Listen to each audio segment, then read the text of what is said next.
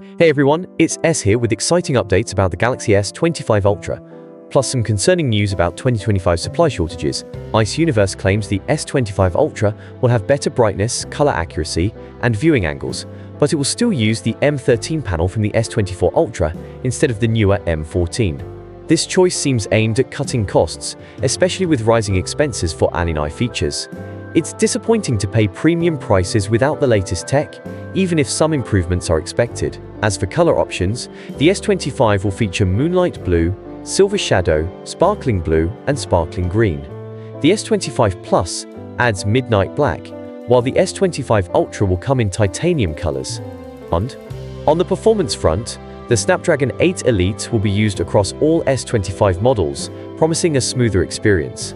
However, Qualcomm faces potential issues with ARM over chip licensing that could impact production. Let's hope for a resolution. If you're enjoying these updates, be sure to subscribe for more tech news and insights.